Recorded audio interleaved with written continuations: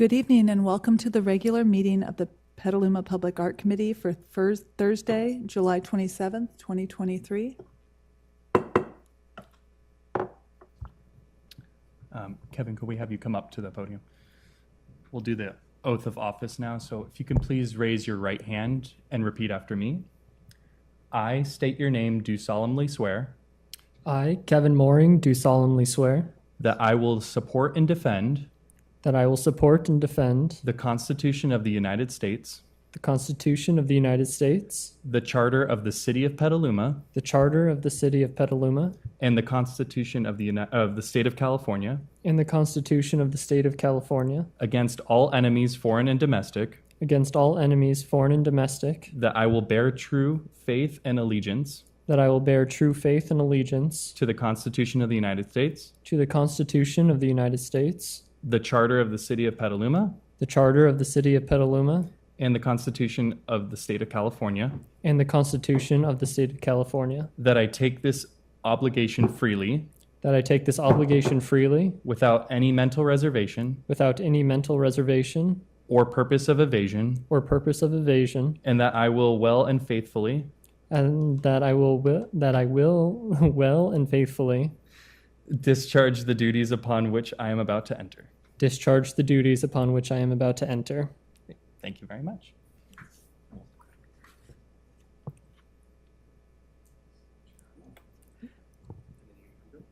Lovely. Welcome to the Petaluma Public Art Committee. Welcome. Yeah. Uriel, could you please do roll call? Committee Member Cold Iron, Present. Committee Member Smith, Here. Committee Member Mooring, Here. Committee Member Diggs, absent. Chair Abercrombie, Here. Today we acknowledge that our City of Petaluma committee work involves the unceded lands that is the ancestral homelands of the Coast Miwok people. We would like to express our gratitude and appreciation to those who stewarded and continue to steward this land. We pay our respects to the past, present, and emerging elders and citizens of the community of the Coast Miwok here.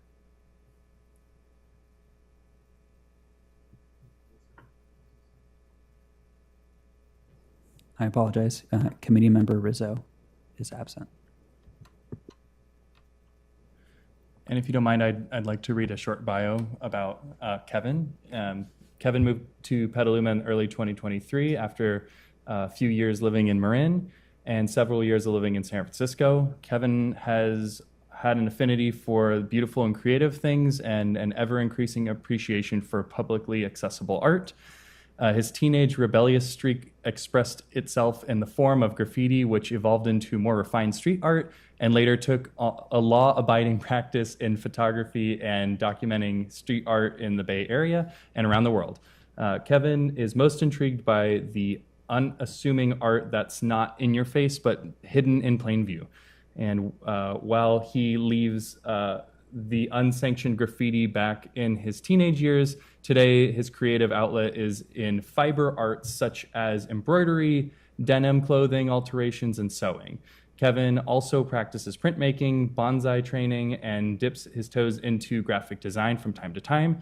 His day job is a paralegal for the Burning Man Project and attends the Burning Man event every year over Labor Day weekend.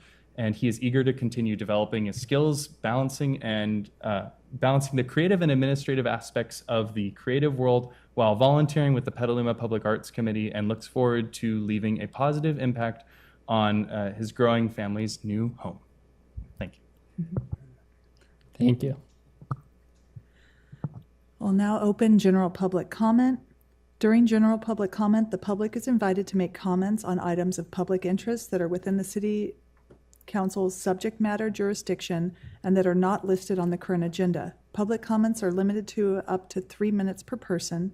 Depending on the number of persons wishing to address the council, time will be allocated in equal shares, totaling no more than 20 minutes, subject to the council's discretion. Sorry, and that should be committee, Public Art Committee. Yeah, sorry.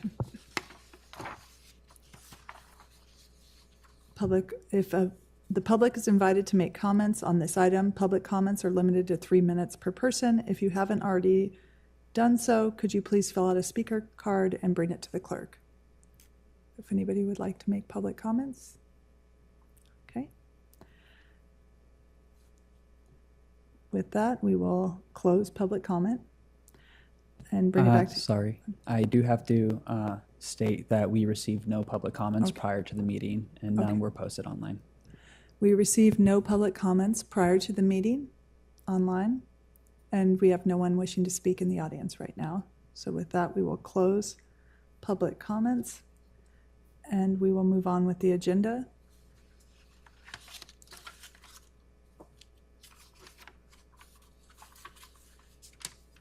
We'll begin with presentation number 1, the Public Art Committee Member Handbook. Thank you. So this presentation item doesn't have a prepared visual presentation as much as this is for your review and comment as committee members. The background of this document is that the Public Art Committee noted to staff that when new committee members are elected and previous ones leave the committee, similar with staff members, that the program loses institutional knowledge and resources that help this body continue to grow and move forward and working towards progressive goals and service to the community. So, and further than that, the city does not have currently tailored resources that explicitly say how to navigate the committee and does not provide specific training or resources aside from general resources that are to all of our CCBs. And so last spring, staff and the Public Art Committee spent some time coalescing information about projects and goals and combing through the Public Art Master Plan and digital resources and providing information about meetings and other important procedural and referral documents and information that would be really vital to new committee members and understanding the purview of your role on the committee and the abilities while you serve on this body. So the committee and staff additionally saw this handbook as a resource for existing and incumbent members to refer to from time to time to clarify and remind how to best implement the Public Art Master Plan and program and remind us of the stated purpose, mission, and goals that this body works towards. So that brings us to today.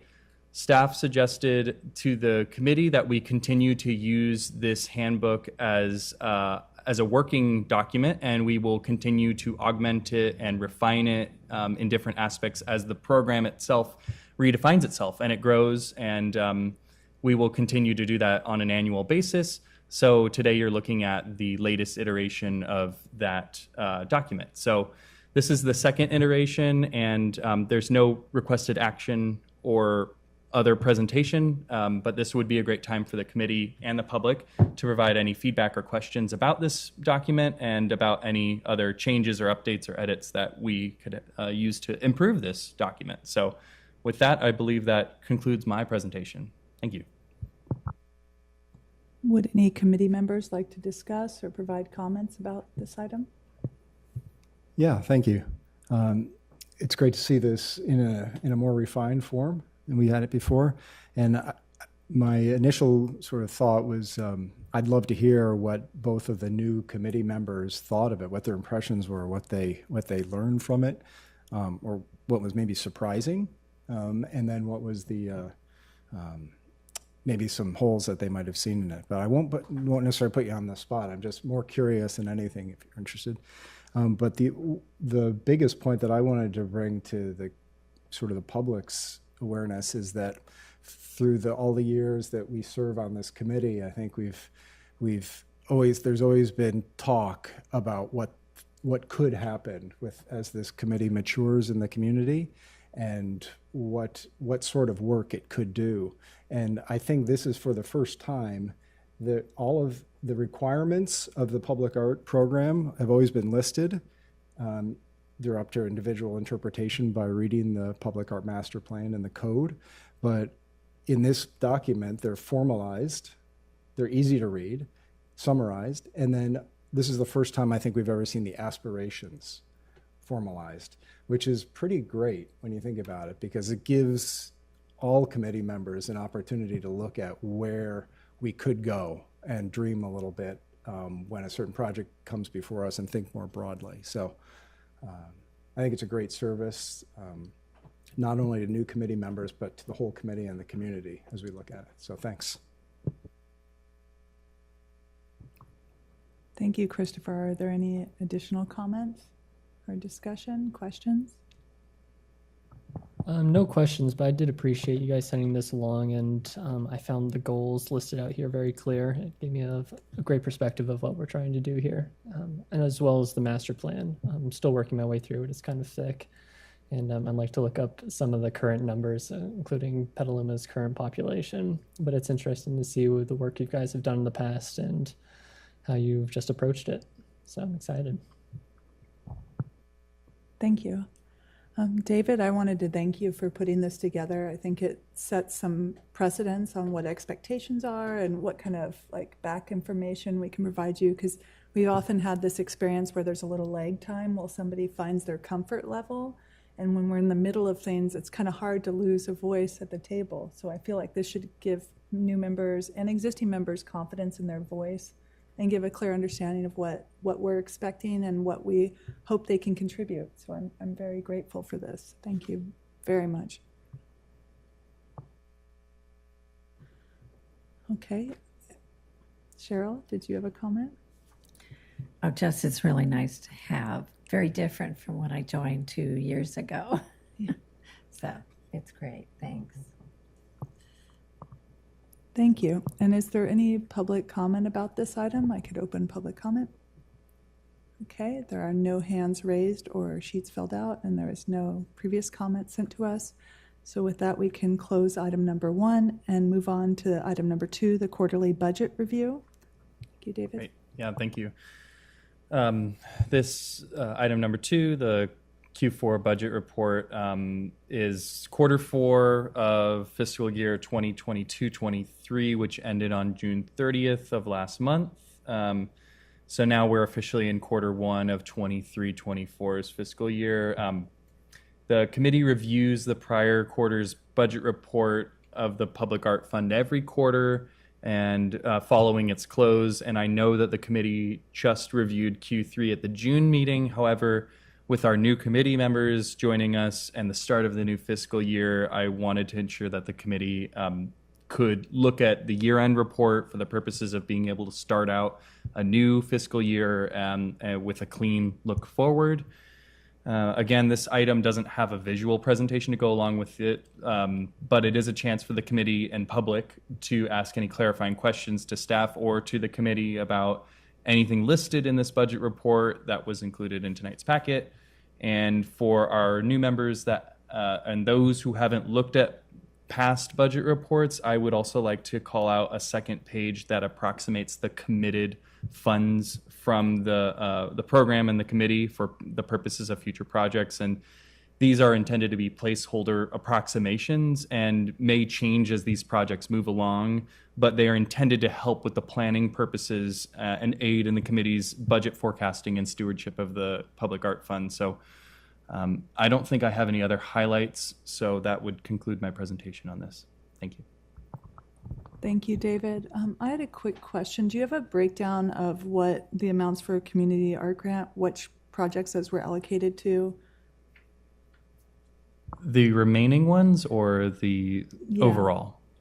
Well, just on the expenses for community art grants for the period. I would say like the bulk of them, where those funds go to, what project is requiring the most staff time? I don't have this. I don't have the staff time breakdown. There was I did participate on the panel for the student art competition that was helped out with the Petaluma Arts Center, Okay. and that took up a little bit of time. But for Q4, there was just organizing the artist payments and working with transit for the installation purposes. And so that is anticipated for this summer, but it's been checking in and things like that. haven't had as much communication with the Republic project. That was mostly in Q2 and Q3 of last year. That was definitely part of my question, was wondering if there was any kind of traction with that, or, yeah. But we'll get back to that on the Yeah, project we can talk reports. about that later Yeah. on with the project updates, if that's all right. Yeah. And does anyone else have any questions, comments, discussion? Christopher? Yeah, a few questions in different sections here. Going to the bottom under expenses, they have miscellaneous city overhead. Could we be more specific on that? There are a variety of administrative and outreach tasks that fall onto the planning department for general services that are not explicitly tied to projects. But they do help us generate projects. They do help us navigate public inquiries, work with prospective clients, applicants, developers, other things like that. So these are all examples of things that fall into general overhead. Also putting together public art committee meetings and coordinating between other departments can fall on that, though some of that time is also billed to base level services that are also done on the planning division side too, which are, some of these, it's hard to parse out exactly where some of these projects lie, but some of them, if they're tied back to administering the program and doing outreach for the public art program, they are billed under general overhead. So how does that differ from regular liaison staffing? Let's see. Oh, I think I'm speaking out of turn a little bit. I think I heard you say general staffing, and I'm looking at the overhead part right now too. So general staffing is what I was just talking about. I'm sorry. And overhead is, I'm not really sure how we define overhead. I know that at the year end, at the year end and the quarter end, there is a little bit of overhead that just is, there are small corrections in the staff time and things like that. And I think that's typically where we see those. It's usually like under $100. I think it's a very small amount of money that gets added or subtracted, and that's where that overhead goes to. Well, it seemed maybe for next budget, let's see what we can do to itemize that. So we and the public don't have questions about that. Yeah. Moving to the line above that, public art maintenance. Mm-hmm. This can capture the whole public art collection, but in this case, what's called out as preservation arts for the home stretch sculpture that was damaged. Past inquiry revealed that the city's insurance is taking care of that, and is taking care of the repair, is covering the repairs to that. And so I wonder why preservation arts is being paid out of the public art fund now. Is that due to be reimbursed? Yes. Every dollar that is spent for the invoicing of the preservation arts project will be reimbursed from any insurance money that is claimed back. There's two layers of insurance that are happening right now. There is the auto insurance from the automobile accident, and then there is fine arts insurance that is covered, that is paid for by the city to cover the collection. So whatever's not paid out in the automobile insurance is covered by the fine art insurance. The staff time is different. 10% of our annual fund or spending for the public art fund, there is staff time that that has been associated with coordinating with preservation arts to get back into contract with them and sort out all those logistics as well. So there will be some staff time billed to this, which is to be expected and would be typical even if there wasn't a large conservation project happening. It would be for any other maintenance, routine or otherwise, to help administer and maintain the collection. Okay. Well, so could that policy be scrutinized to understand whether or not those expenses can be covered? I think it's impossible to know how much to claim for staff time, and I don't know if our policy covers staff time in its expenses and its reimbursement. It will be covering, the work in contract that we are going to be invoiced from Preservation Arts, which $750, I believe that was the cost for the deposit to get the estimate bid and to begin work. And the rest of the project will be a bit more expensive than that. But any amount that comes out from invoicing will be reimbursed in the policy. Okay, maybe we can make a note of that on the budget so it's clear not only to us, but the community as well when they read this. Going further north up the page to the development projects, potentially adding to the public art income. There's it's great to see those there. A few of them have come and gone as the months have gone by. I know these projects can be dormant, like the 890 Petaluma Boulevard North. They can be dormant for a long time, but it's great to see them on there. I'd like to see all of the projects on there, like LabCon, which is going to be potentially like one of the major projects that ever contributes to the Public Art Fund. Mm-hmm. It's appeared in the past. It's not here. I'm looking at the wrong. I might be looking at the wrong version. Okay. Sorry, I had it on the Q3. It might have just fallen off.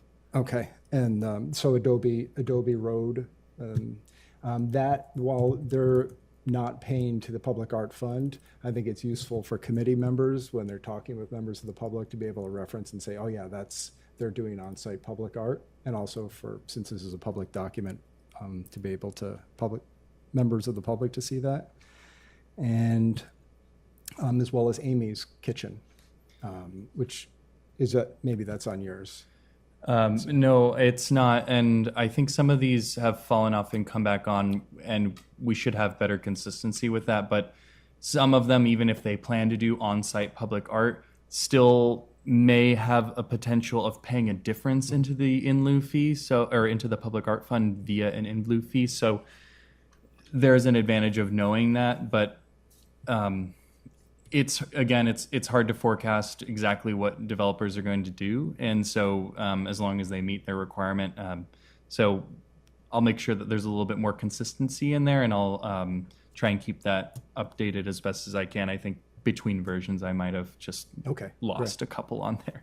And the last one is something we've talked about a few times over the years, and I went back looking at the ordinance and really the public projects, not private developments, but public projects that qualify for the Public Art Fund have never appeared on here, but there is the Petaluma Community Sports Fields, I think, does qualify for that. And in terms of tracking institutional knowledge, that would be something that I think would be worthwhile having on here. So, we can certainly add CIPs on there.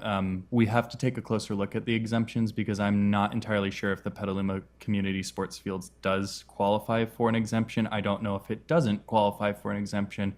And I also know that I'm not this body does not determine if they qualify for any of the exemptions or not. I think that's done at the community development director level. So I will make sure that we can check in and find out a list of CIPs that would capital improvement projects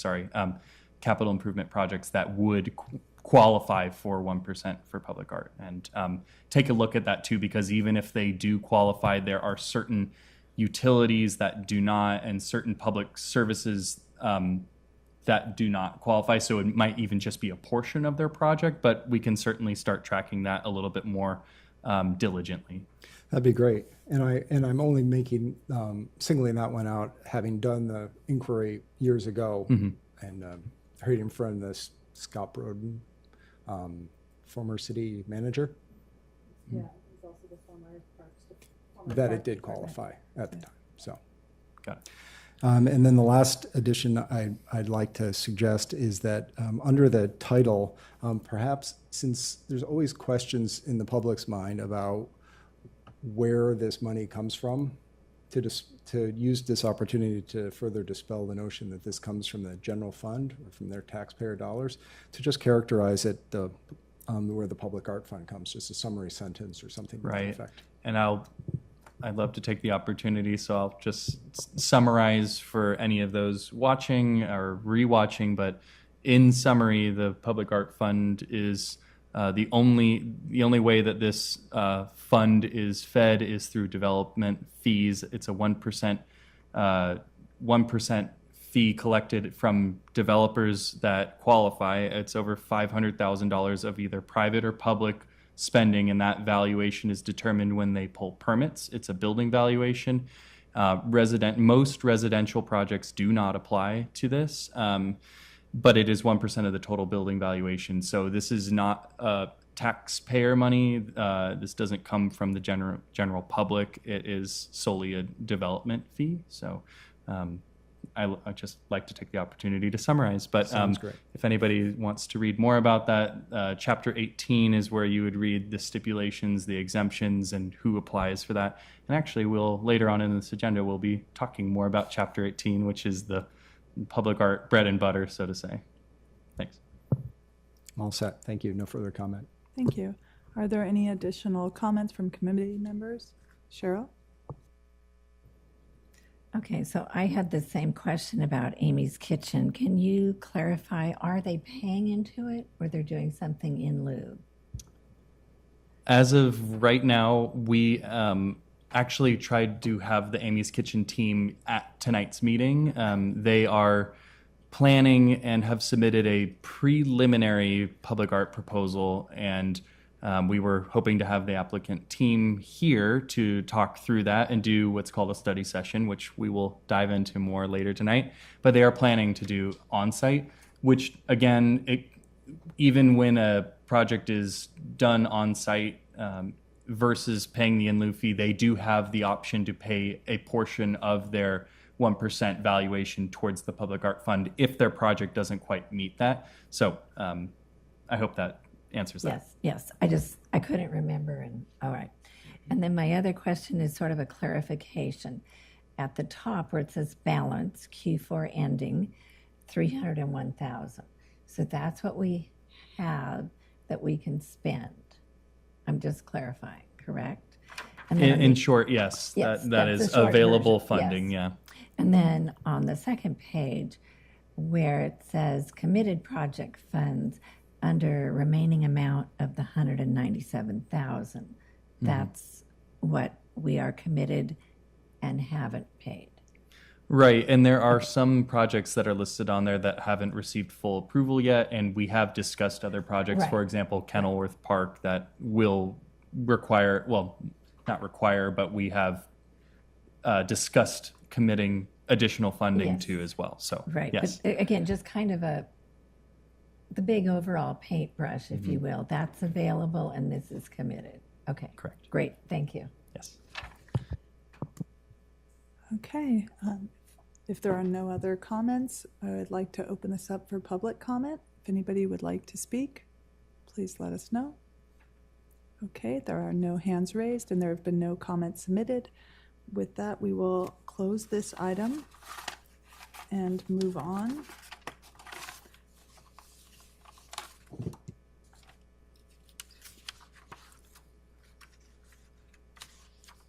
To item number 3, the Rensselaer Public Art Project, or Public Art in general, by Chris Smith. Yeah, thank you. This is, I brought this forward tonight at the, as part of the sort of suggested program that Chair Abercrombie came up with a few months ago about if you see something interesting in the world and you want to share its relevance to this committee and the community, then go ahead and do it. And so, David, could you cue up some slides? Would you like me to start with the images that you sent? Yeah, please. So this was, I guess what I'm doing here is but I went to a town in Rensselaer, Indiana. It's in Jasper County, which is in northwestern Indiana. And I was struck by the presence of public art in this town. And it made me, I documented, it couldn't help but document it because I was so fascinated by how pervasive it was. And I guess what I wanted to do is see if I could talk through what my observations were and see if you all how you think it might apply to this community.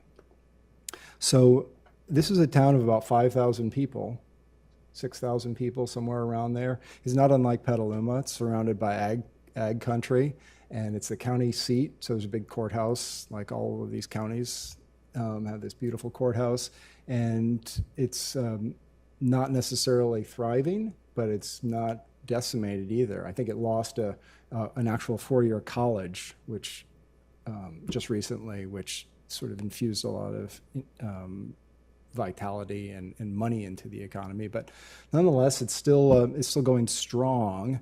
And so I went through and saw something like this, and this is just in a back alley, but well, it's an alley that you can drive through. It's a broad alley, but you'll notice it's on a brick building there, and it's a neat mural that sort of plays with the utilities that you find back there. Okay, go ahead, David. And then I looked down the alley some more and saw a Ricky Watts mural, just like you see on the Phoenix Theater here in Petaluma, right? And another one next to it. Yeah, go ahead, David. And there's Ricky Watts. And go ahead. And then on the adjacent wall, another one. And you can go ahead. And then one that's deteriorated. You see it's on a terracotta or some type of brick surface. Okay. You look in the background there, you see another one, right? Which you now see several on that wall. And you see the scale of it, but again, it's on a red brick wall and a stucco wall. And then up top there, okay, on some more walls. And so I immediately started thinking these are not public buildings. But there's a common thread here. Someone has orchestrated this thing, and you can keep clicking through. And the more you look, the more you find on this is just my observation about Petaluma anyway. It's like we have such a neat collection of architecture here, and so much of it's considered precious, and the red brick in some of the alleys is considered precious, but here it's not necessarily. It's not too precious to paint on. Okay?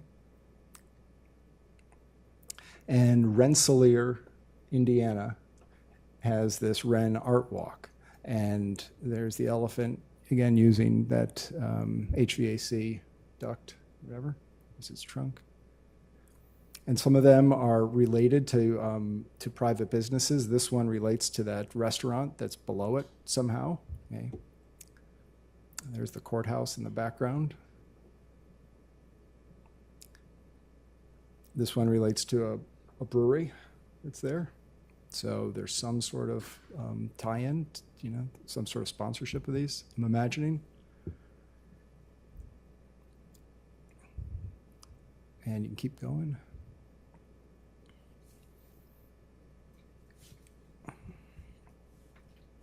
There's CVS, and in the background there, beneath that American flag, there's another building, which you'll see in just a minute.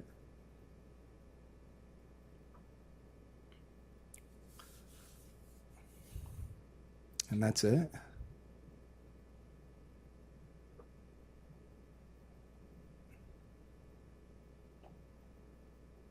And she's an eye catcher. She's really close to a major intersection in town. Next to her are a few more, but nothing's really too small or seemingly too off limits for this. As you move down this alley,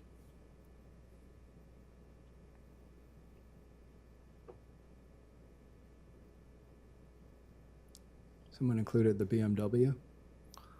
That's the name of the town. There's a sea turtle and something else.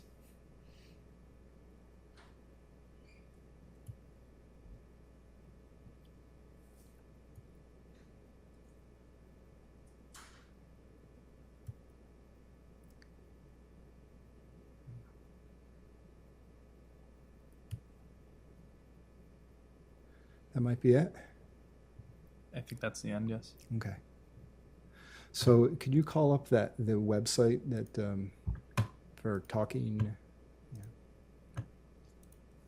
So I looked into it, and it's done. It's just that a league of people in town, the Arts League they called it, did this, but they coordinated with a group from San Francisco, right? And I took note of that, and it's called Talking Walls, and so you can see how people are interacting with this thing. And I asked a bunch of the businesses around there what they've seen, and they think it's just hugely valuable to them. It's a place that people go now. And this is one of 2 towns in this county who's done this, who's done it in conjunction with Talking Walls. So I guess I didn't go beyond that. I didn't contact them. I figured that if we discussed this and said this is something we'd like to look into more, staff could look into it, just understanding how this group works with them. Because I imagine one of the key things for a town like ours would be really brokering the whole deal between a private landowner and the bigger sort of vision of what this could do. So I think that's all I'd want to say for now. So I don't know that I'd be able to answer many questions, but I'm certainly open to it, trying. Thank you, Christopher, for sharing this. It really reminds me of the discussions we've had about wide open walls in Sacramento and Fort Bragg. And then most recently in our area, the mural project with MJ, Linda Lawyer, and Joshua Lawyer, that they established a nonprofit to do these kind of brokerages and getting arts out. And it's really interesting to recognize that some of those artists represented here are this very same artists we're seeing. The Greta Thunberg mural in San Francisco is done by, his name is like Cobrio or something like that. Like there's a few mural, like it definitely feels like the caliber of the artists that they've also taken from outside has really generated interest. And I think like, especially in Sacramento where you see deteriorated areas, that all of a sudden you're creating place again where the places have left and you're creating place again in its absence. And I think that that's definitely something that we still are thriving, I like to say, but I think that's like really something that would serve us. I think we've gotten tastes of that where we can, but this would be so exciting to run with. And I think we have potential with local partners who are doing it through nonprofits, or when we revisit the ordinance, it could be something that we look into augmenting to make room for partnerships down the road. Are there any other comments, questions? I had a comment. This was a great presentation. I love looking left and right, so to say. I like seeing what other people, what direction, what emphasis they decide to take with their public art programs, because I think it's fair to say we don't have all the answers, and it's inspiring to see how other people and jurisdictions and artists tackle these things and beautify and engage with their community. It's great. I really love it. And I think when you bringing it back to the point of what Christopher kind of asked of the committee, and I know it's unsolicited for staff to speak about how it makes me feel, but I do think that this body was on to something when we chose to move forward with the community art grants. And I know that at this very moment in time, there isn't a 2.0 version of that yet, but this body has talked a lot about a youth program, emphasizing a mural program of some kind, and I see this as a way forward. I see something like this as a next iteration of something like that, where seed money, grant money could, excite the public to doing more artwork on their buildings, and going like MJ and Josh did in Santa Rosa with their mural project of, there's so much red tape and there's so many hurdles when we try and administer it through the city that if we can actionize and empower the artists that are out there, the emerging and the established, to work together and beautify the spaces in town, that's where some really beautiful things come from. And people get really creative with, it doesn't take a lot of money to get these projects rolling. So I just see a lot of potential here. There's a lot we can do with this kind of inspiration. So anyway, for my 2 cents. Are there any additional comments, discussion? But might be worth your time to give Talking Walls a call and see what they have to say about their experience. They've done it in, I think, three cities, 2 of them in this county. So I think you have the link there too for their operation. Maybe you could call that up just as I sent you a link for that site. Yes.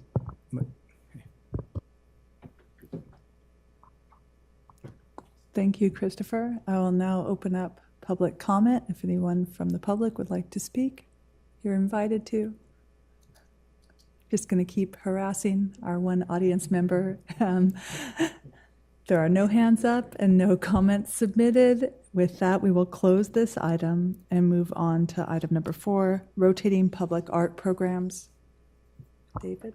Yeah, thank you. I'm going to pull up a presentation that I prepared and quickly go through it. Let's see.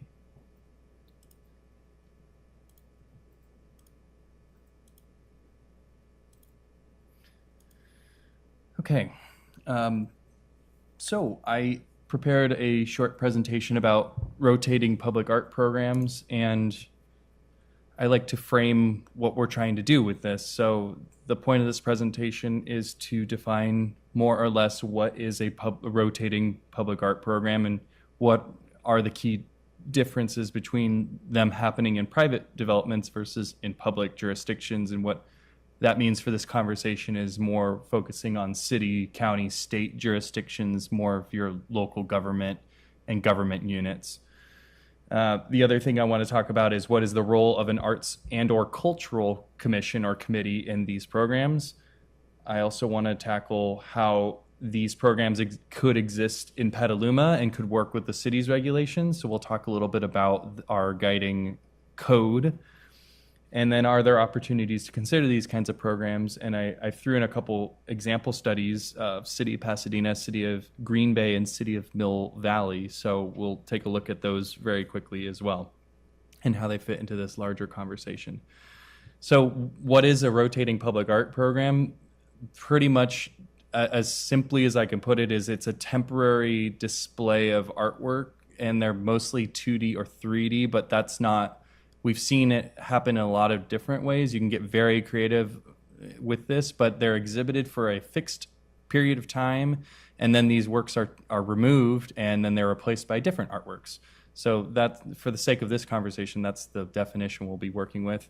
And then a lot of times they're referred to as art walks, sculpture gardens, art tours, and they're accompanied by different kinds of collateral like maps and calendars and identifying plaques and things like that. And again, I know that they can go beyond this, but for the sake of this presentation, this is kind of what we're looking at.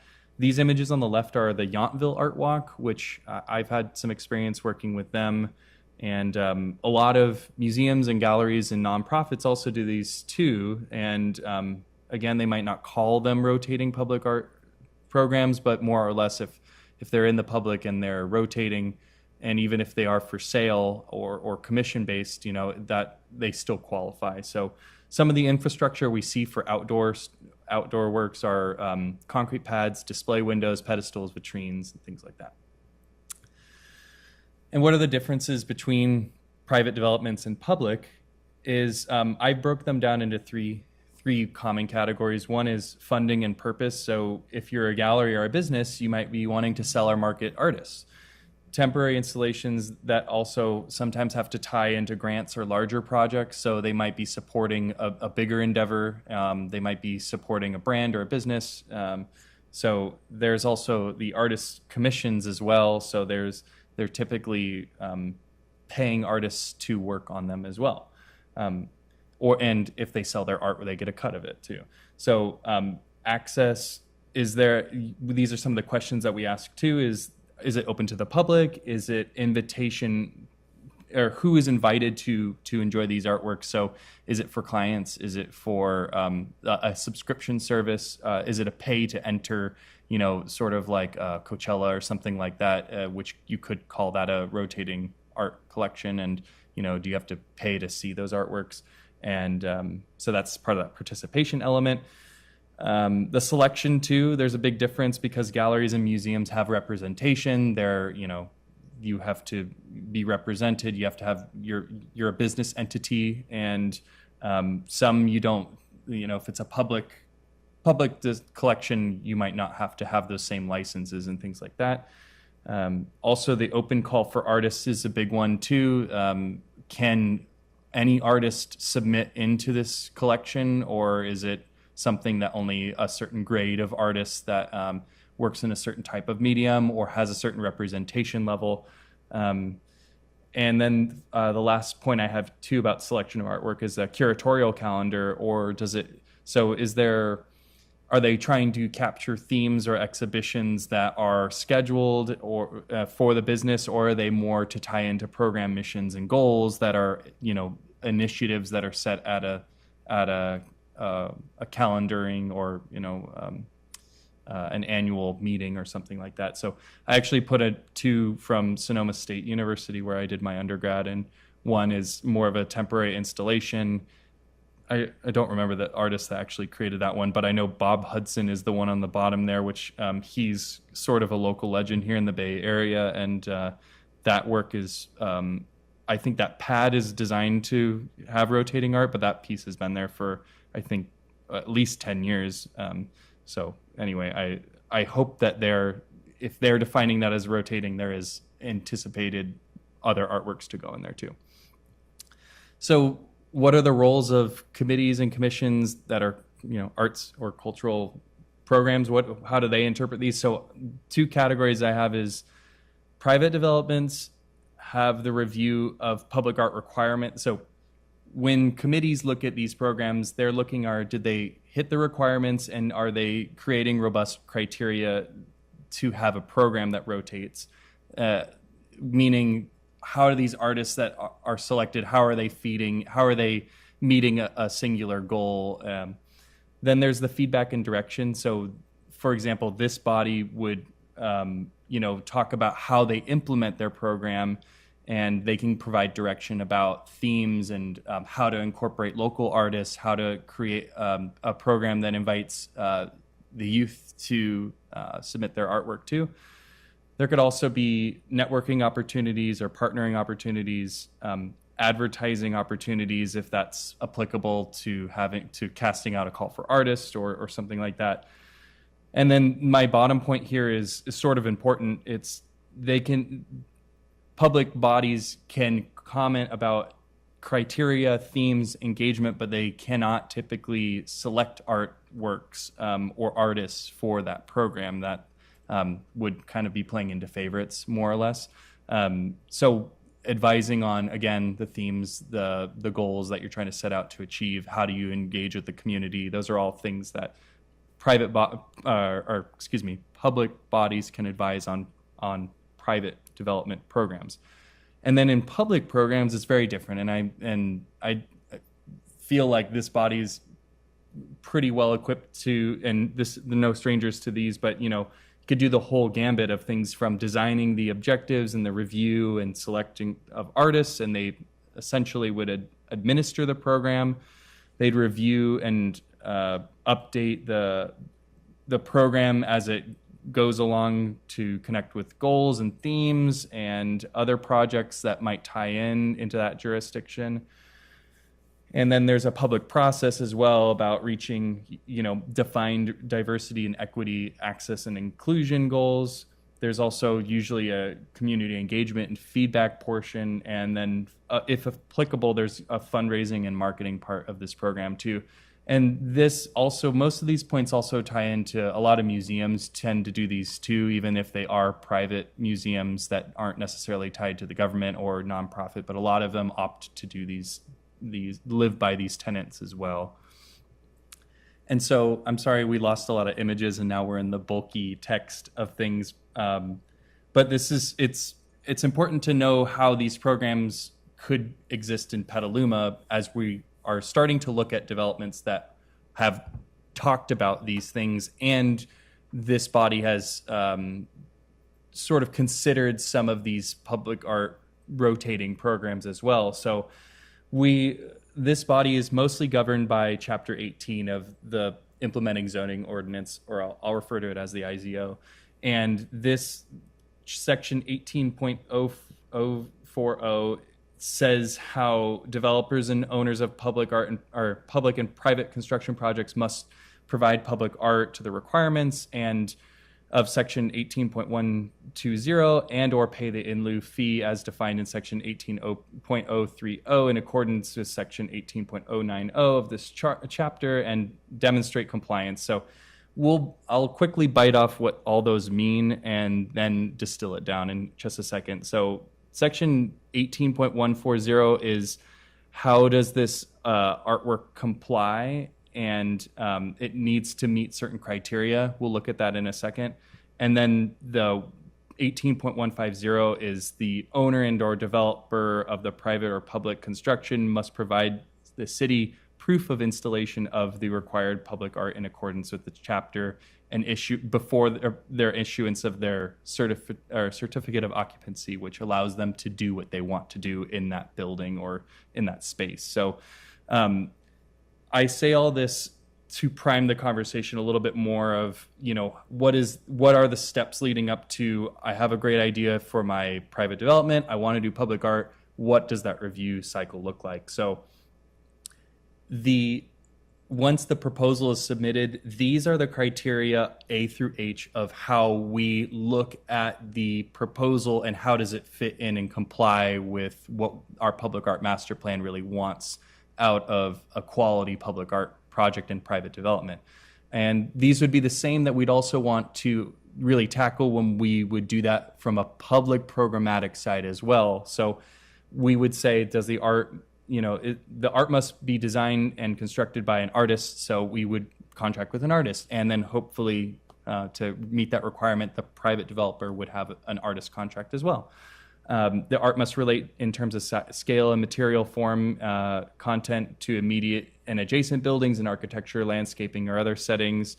So to complement the site and its surroundings, these, again, I won't go punch by punch for all of these, but we will, in staff report, these will be the criteria that we will look at and see how the proposal at its largest scale and at its finer tip points do meet all of these criteria.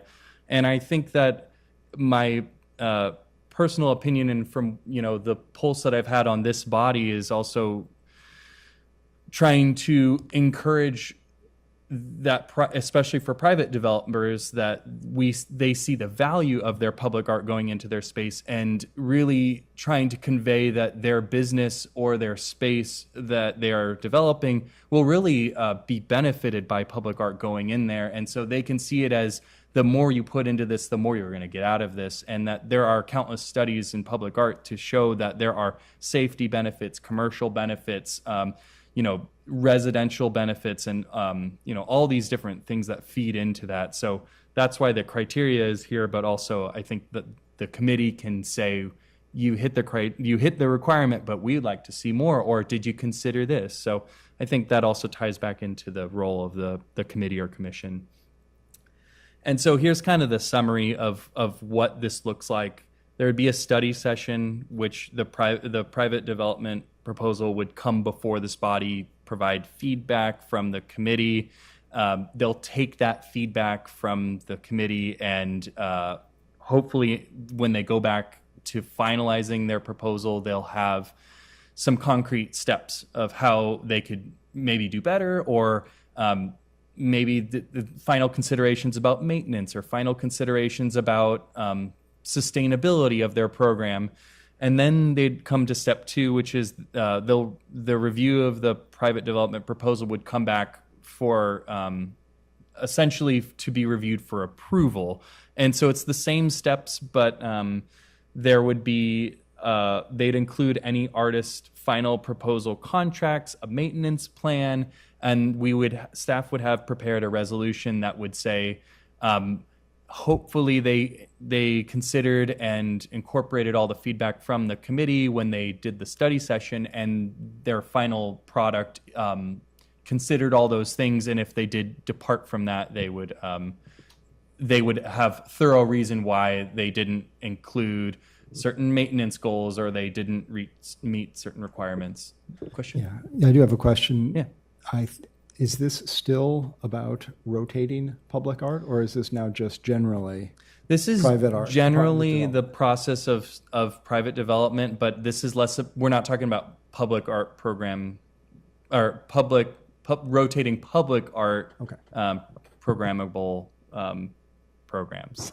Sorry, that's not a great way to say that. But this is about if a developer did come with the private development rotating public art program, this would be the process of review. Does that make sense? Yes, and yes. But you're distinguishing it from the process that a process that we've faced a few times in the past for.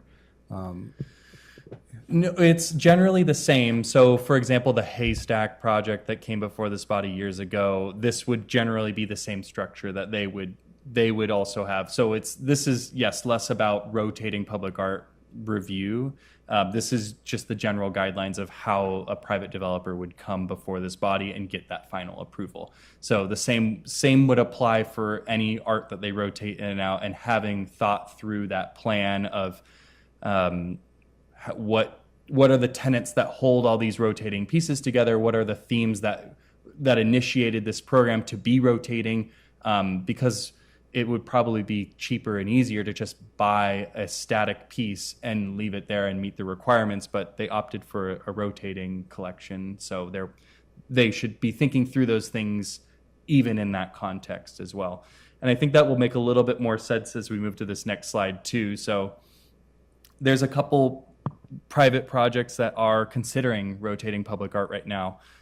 There's the Haven, which is the Deer Creek residential project, which the long short of it was that site was developed years ago, and it was approved back in 2008 or 7, I'd want to say, and a portion of the site was not developed, and that was intentional, but they didn't quite fulfill their full public art requirement. So now that they sold off a portion of that land, there is a little bit of, hey, you have to finish up your public art requirement. So they have proposed putting in public art that is rotating there.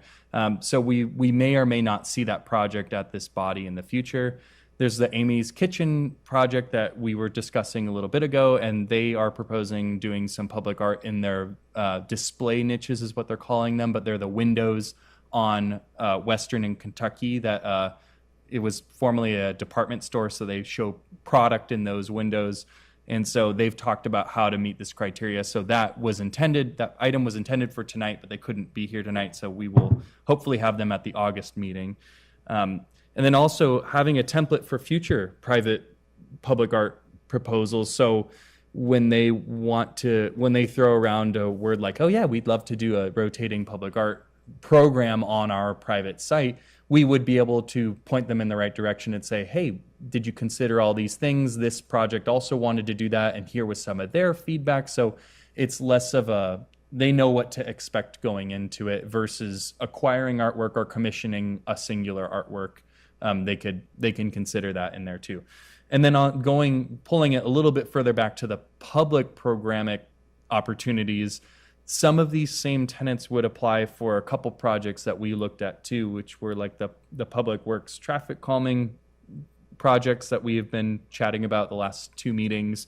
The Mary Fuller McChesney artwork loan opportunities, that was more, I know that there are sites that are hoping to be slated for those works, but we did float for a small period of time there, creating a private-public partnership to loan some artworks to private developments and what that could be and how they can fulfill their public art requirement through that.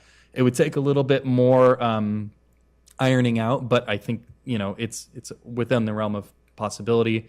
Then a few other ones that we've named and we can dive into later in the project status updates: the 330 East D Smart Site, the Lynch Creek Trail mural walls, and then other potential private and public partnerships. I won't spend too much time on these, but I will post this presentation if anybody wants to look at it. But these were some pretty robust programs that I saw. So the city of Pasadena really, these are all, again, public jurisdictions. They're not private, but they have very stated goals of why they want to do a rotating public art collection. They offer tours. What's the role of their Arts and Culture Commission? They talk about selection, grant opportunities that feed this program as well. And let's see, I have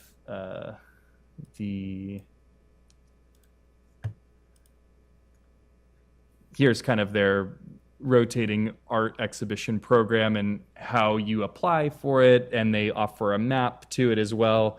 It's not a rotating collection, but I know the city of Santa Rosa offers something similar to this too, and you can develop other kinds of initiatives that, like walking tours, docent programs, audio tours, and things like that. So just this is purely educational at this point. And then I think the city of Mill Valley's one didn't have well, I can look at the Green Bay one.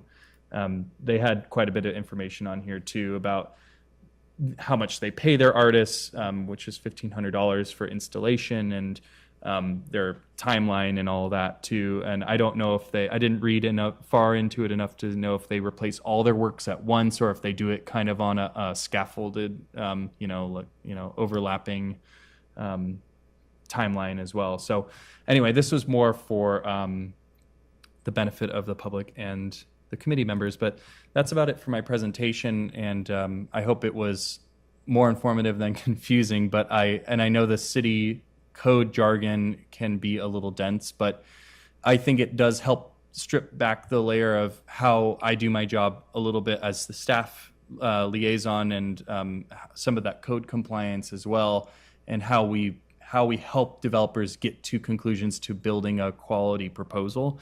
And I want to be as transparent with them coming into this, that they don't come in here with one idea and then we flip them on their head and say, this doesn't hit the mark anything close. We want them to be successful. We want to make it streamlined.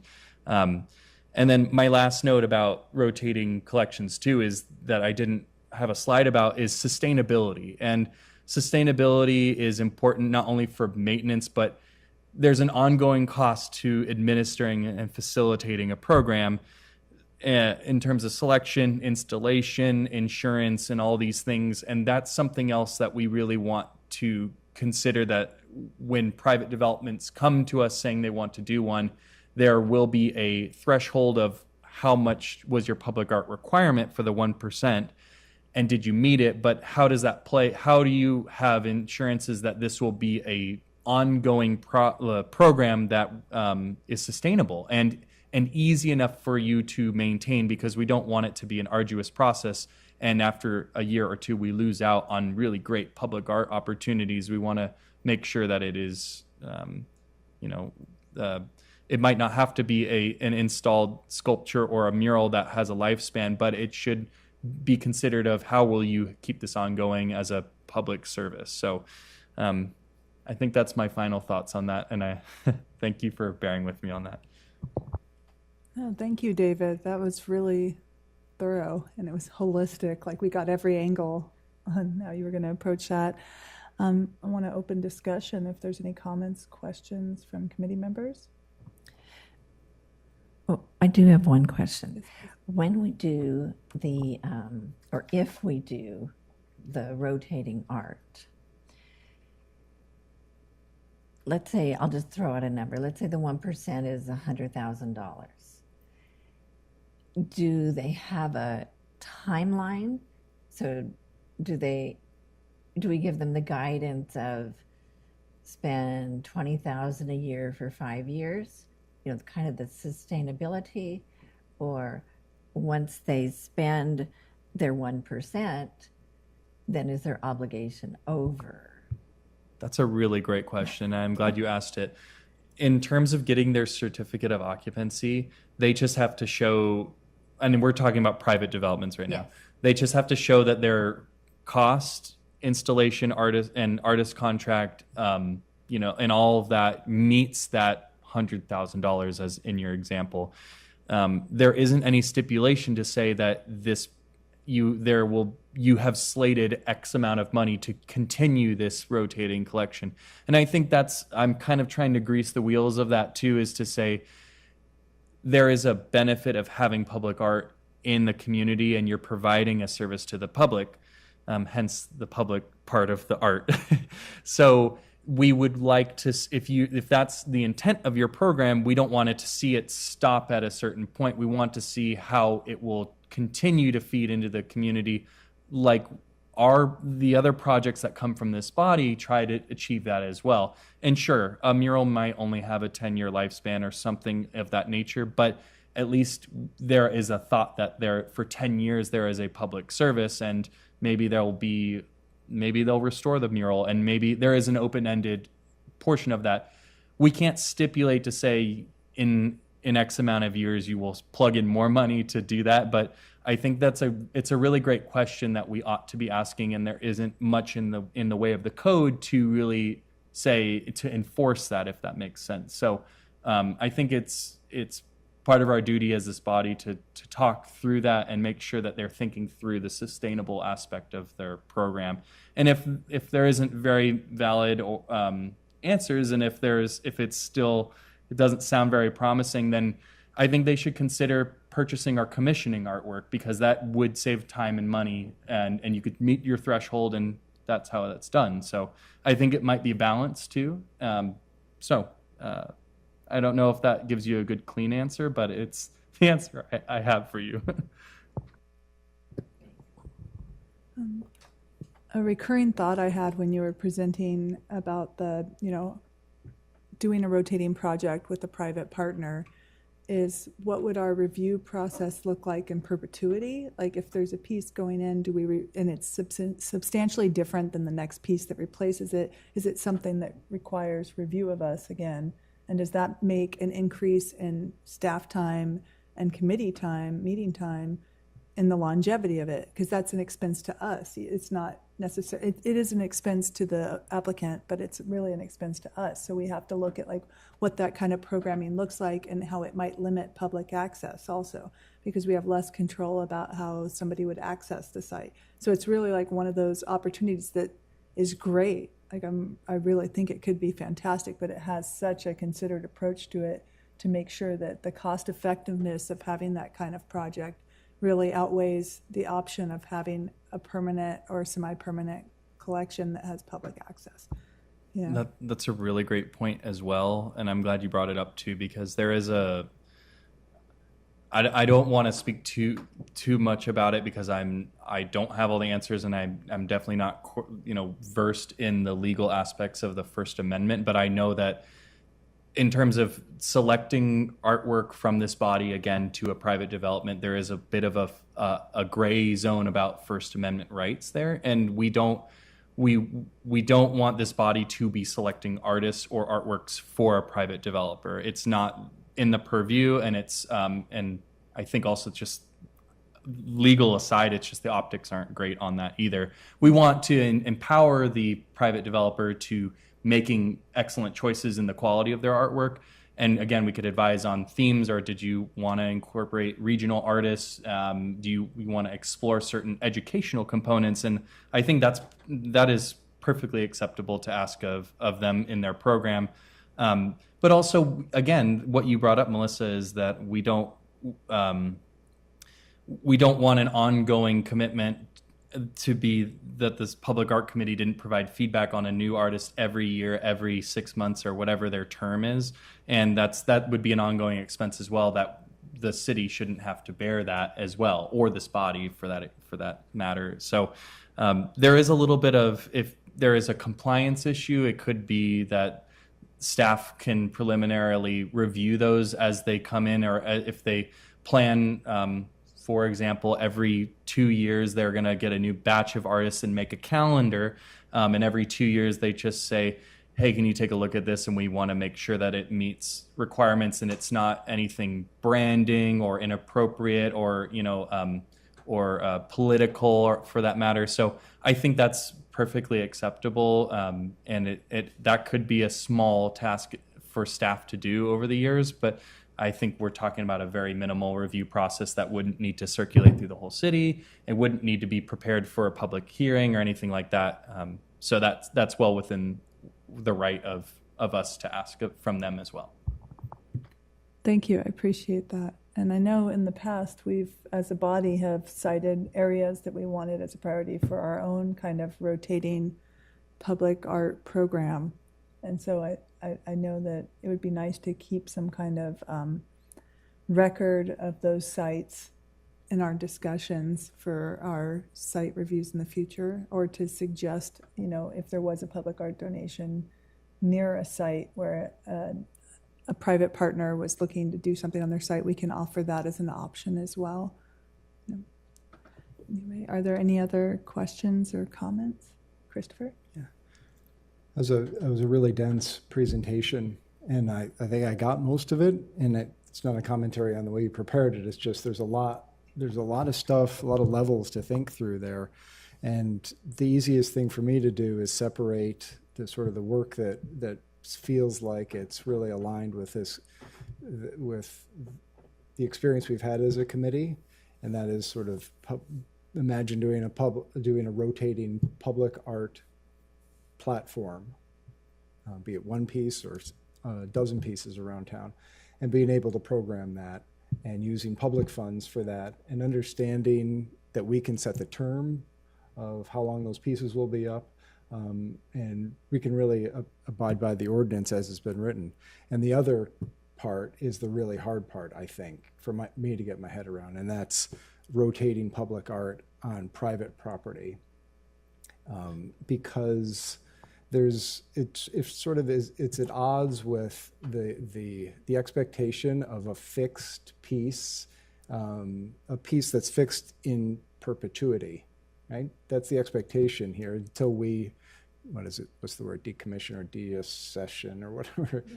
And so until we decide that it's no longer appropriate, and we go through the steps to take it out, it's there. It's for the public to enjoy and become a part of the community. So if we don't have control over that, or if we leave it in the hands of a private entity, it just seems to be it's open to so many questions, because that, I guess, inherently those entities, those private entities, change hands, right? The control of those places change hands, and their sentiments change hands, what they want to do, and the people who are running it change, get swapped in and out. So there's so many different variables that I'm trying to imagine the examples you gave of Deer Creek and Amy's and the different sort of presentation platforms they have.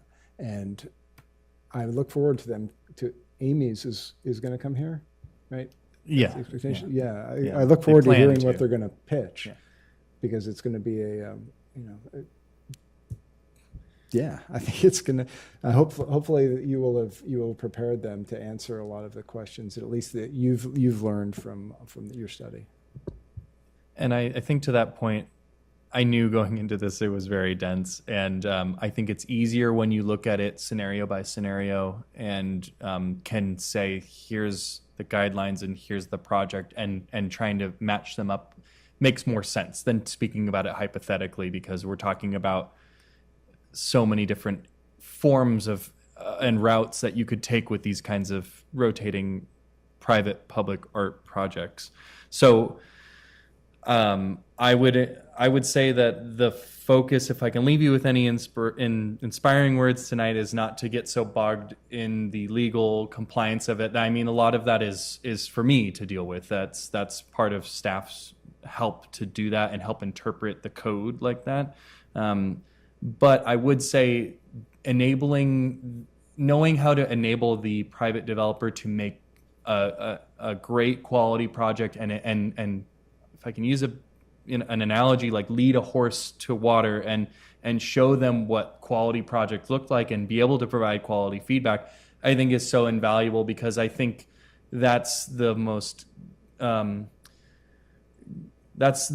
glaringly obvious problem I find, is when people have a great idea to rotate artwork, they just don't know how much work goes into it. And so it's not to say you shouldn't do it because it's a lot of work. It's just saying we should be trying to give them as much feedback up front to say, this is how you sustain your program, and we want to see you succeed. So again, the legal compliance is dense and it's murky at times, but I think it's knowing what goes into these great programs and all the great abilities they have in them, and trying to guide them and shepherd them towards that is kind of what I was getting at here today. So Thank you for that perspective. It's helpful. I did have one other question for you. I don't have access to the PowerPoint that you just did. Yeah. But you were talking about the Deer Creek residential. Mm-hmm. So that's not there yet. Am I right? We have Deer Creek Shopping Center. right, and I And they think did their art of the whale tail and the other pieces of art. That was before I was on the committee, but Right. obviously the committee looked did at the project their- and approved right, the looked at project. that project. So this is a new development that's going to go in over there, and they're saying in lieu of doing a permanent in perpetuity art project, they prefer to do a rotating art. More or less, you got it there. Okay. So it's a they sold the second portion of the property to a new Okay. developer, and they're rebranding it. I believe the project's called The Haven, and so it's not associated with the owners of Deer Creek Village. However, the Deer Creek Village built infrastructure for rotating public art, and they didn't finish by installing the art there, but that was intended as part of their public art requirement. So the way that planning interpreted this when the new development was going in there was saying, instead of when, and this is all in summary, there's a lot more detail into it too, but is when the new developer was coming in to finish the residential portion, even though residential development doesn't spur any public art requirement, there is an unfulfilled percentage of their public art requirement that should be implemented as they built a master plan for the site for public art. So if they follow the plan more or less to a pretty close, as it was designed, pretty close track, it won't come before this body because they'll just be staying on the approved track that was approved back in 06, 07, or whenever that project came to this body. Okay. But if they choose to depart from the project and install something that is different, and departs from the plan, then they will come back to this body to say, hey, we want to make sure that this follows the spirit of the original design of the site, and so that will be left up to my interpretation as staff. And I've looked over that master plan several times and talked to the developer several times, so I think they're on the right track though, and I will keep this body updated as that progresses. So going back to that earlier question that Christopher had, is those the kinds of things that would go under miscellaneous city time or the regular liaison staffing time that isn't attached to one of our current projects? It's a good question. When planning projects are, when they submit applications, these projects create a cost recovery account, and that's what pays planners in the planning department. And so these are typically when it's a little bit of a gray zone, because when they're preliminary projects and they're talking to us and they haven't submitted and submitted any applications, that's kind of the overhead realm in the general staffing area. Once they are projects, they're going to move forward with them. They set up a cost recovery, which is to pay for staff time. So I hope that kind of clarifies where those two buckets fall into, and my time reviewing those would be billed towards those cost recoveries. Cheryl, do you have more comments? Okay. I just want to share with the other committee members that, like, in the time that I've served on here, and Christopher also, it's only been a handful of, I only remember Adobe Creek, really, where somebody's come through with their own project and presented to us in a very long time. So this isn't something that a lot of developers choose to do. So none of us really have a lot of experience with this. So if it feels kind of hard, it's also something that we haven't been doing that a lot in the past. We do have experience, but when a developer or potential project comes before us, we really do have a robust conversation, if we can, about what we think would be important to represent to the client on behalf of the public and the body. So there are opportunities there. So it's, I don't want anybody to feel overwhelmed by reading all this. It's actually kind of nice as a reminder of what our purview exactly is. So thank you. Are there any additional comments? I'd now like to open public comment. There are no hands raised. Yes, there are no hands raised, and I don't believe there's any comments submitted. And so with that, we will close item number 4 and move on to, approval of minutes. We've had people missing from time to time, so I'm not sure if we have a quorum for approval of minutes. I think we'll have to move that to next meeting. I think you can still approve minutes. You have a quorum right now, and so unless there are updates. Well, I just meant a quorum of people who were present at the last meeting to actually review it. I don't believe we do. I think you can still motion to approve the minutes if you'd like, but if you do want to pass them along to continue them, you're certainly welcome to. Well, I'd like to make one comment, one correction on the minutes for March 23rd, item 3, the public comment. It says that Mary Fuller McChesney made public comment. Oh, that's certainly a typo. Yeah, she did not make a typo, or did not. That would be pretty Was not here. exciting. Yeah. It'd be a little scary, actually. Okay. Chair, I mean, so you're going by the book, or do you think we should?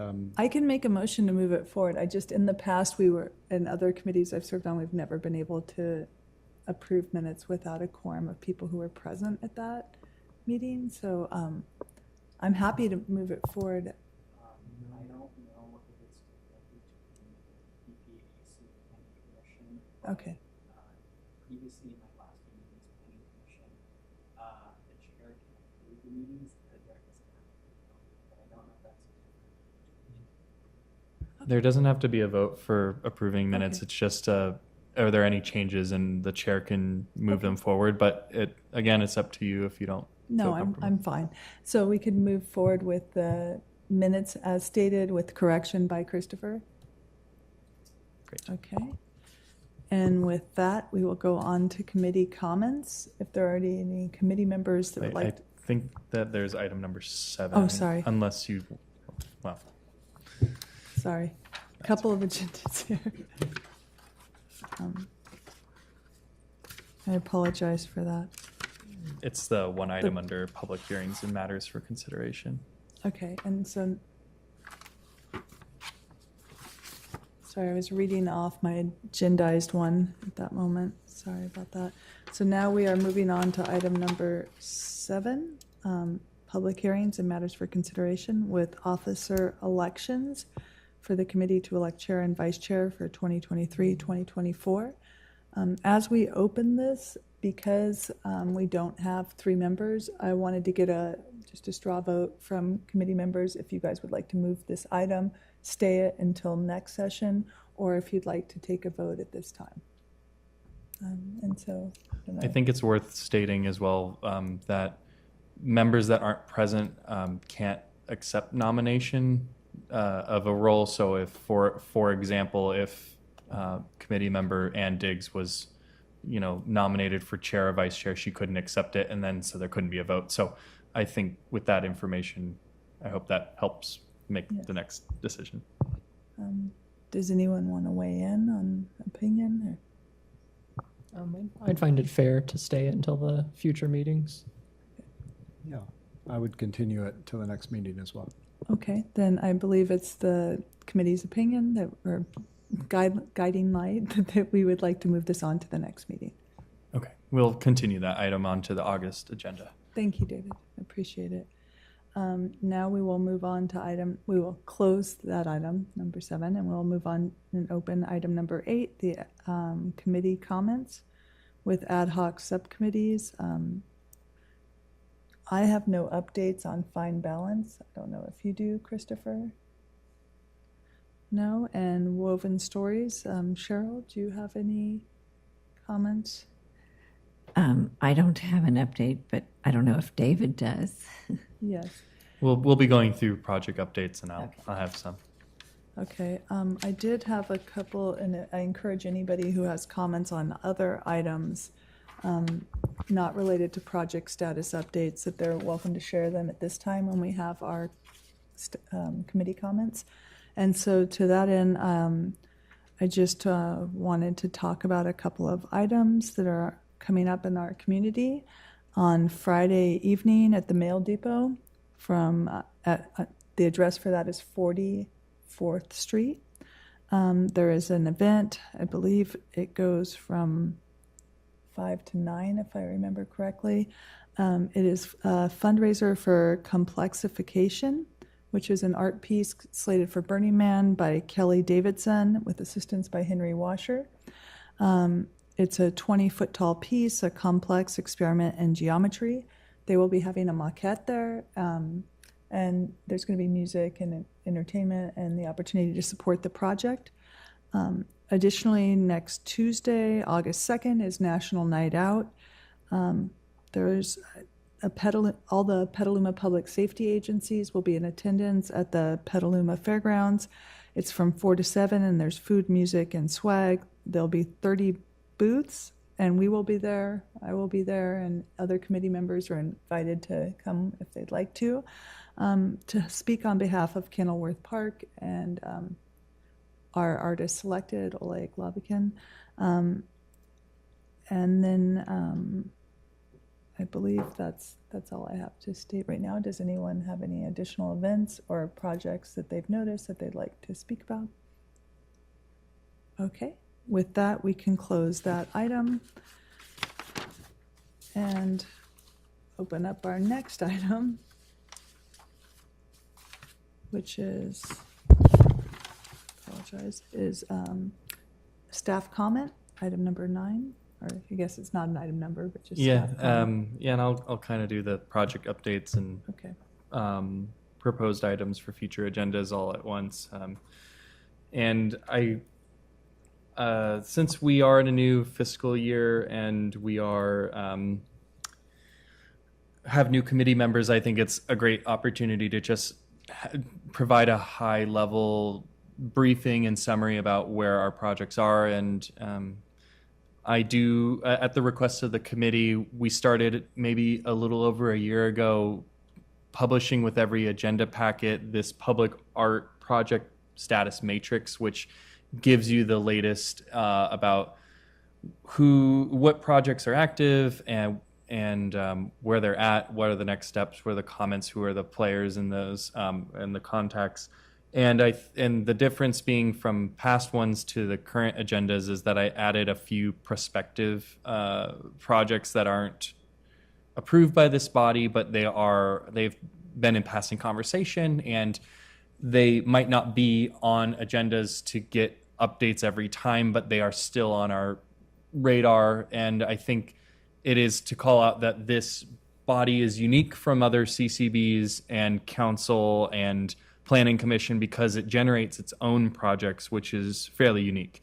And anyway, I think we can go sort of blow by blow and look at each project. And I encourage the committee members to jump in if you want to add a little bit more than what I have to say. I don't want to spend a half an hour doing this, but if we do end up spending a half an hour, it's fine too. But I think it's a great opportunity to just let everybody know where we're at with some of these projects. So the first is Fine Balance, artist Brian Goggin from San Francisco.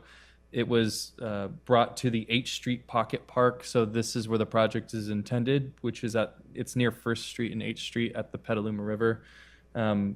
We have Melissa Abercrombie, Christopher Smith, and Diggs on that ad hoc subcommittee. Anne is still on that subcommittee. Is that correct? Okay. And I have the anticipated completion date on there, and then the current status and the next steps. And so the latest that I have is that we're still working with Brian and his team to finalize the building permit and get that installation date pinned down.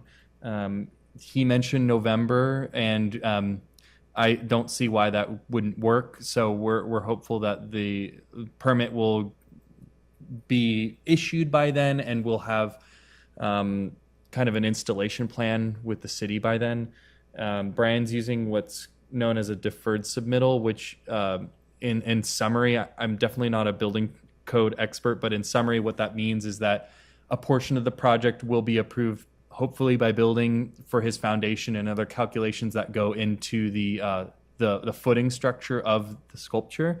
And then once the fabrication portion is done of the actual sculpture itself, there will be the final measurements, dimensions, calculations will be completed. So that will go into that, and he'll update that building permit before the installation of the actual sculpture. So it's a phased submission because the artwork, we understand, will change a little bit as it is fabricated.